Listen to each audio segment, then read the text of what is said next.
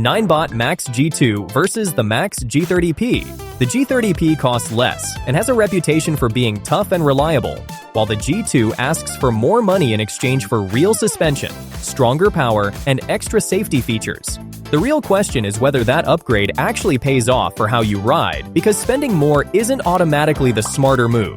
By the end, you'll know which one fits your commute. Let's break it down. Ride comfort.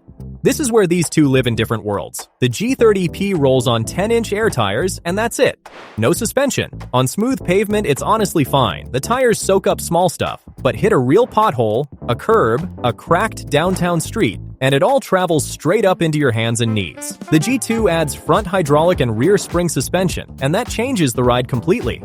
There's an owner who upgraded from the old Max and put it plainly: once you've ridden with suspension, there's no going back. Your joints thank you. That lines up with what most riders say. The G2 is the smoothest thing in its class. If your city is rough, and most are, this alone can decide it. Now, all that comfort means nothing if the battery dies halfway to work. Both scooters actually share the same 551 watt-hour battery, which surprises people. On paper, the G30P claims about 40 miles and the G2 up to 43. Real world? Neither hits that. The G30P realistically gives you mid-20s at commuting speed, and independent tests on the G2 land in the high 20s to low 30s depending on mode. So the G2 stretches a bit further, mostly because it manages power smarter. But don't buy either expecting the box number. One thing worth flagging, the G2 loses some punch once the battery drops under half. Plan your longer rides around that and you're fine. Here's the price you pay for the G2's comfort, literally in your arms. Weight. The G30P is around 41 pounds. The G2 jumps to roughly 53. That 12-pound gap doesn't sound like much until you're hauling it up 3 flights to your apartment.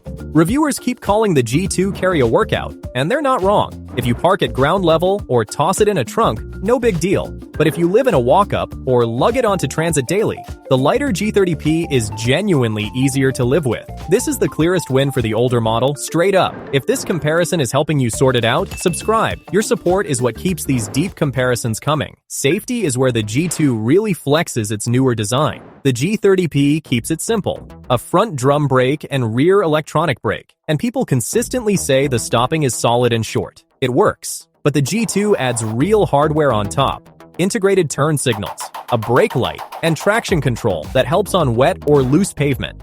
There's also Apple Find My baked in, so if it walks off, you can locate it. For a safety-aware city rider, turn signals and traction control aren't gimmicks. They're the kind of thing you notice every wet morning. The G30P covers the basics well. The G2 gives you more margin. That brings up the long-term question. The G30P has years of reputation behind it, and it's earned. One owner racked up over 1,500 miles with no issues, not even a flat, and called it sturdy and reliable. That's the track record you're buying into. The G2 is newer and had some early growing pains, overheating on long hilly rides and some jerky throttle behavior, both well documented. Here's the important part though. Segway pushed firmware updates that owners say cleaned those up, so update it out of the box. One caution: if you're over 200 pounds and ride lots of hills, the G2's overheating history is worth watching, otherwise both feel built to last.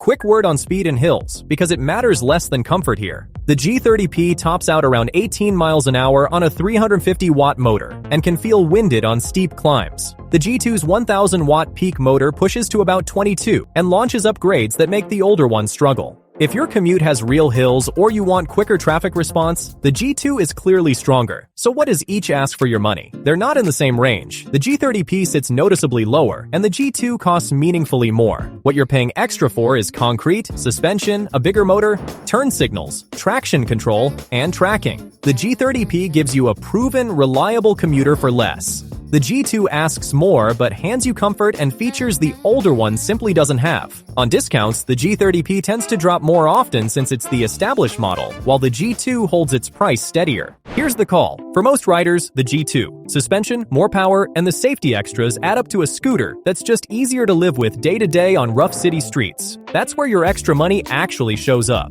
If your priority is hauling it upstairs every day or onto transit, the G30P wins. Straight up, that 12-pound gap is real.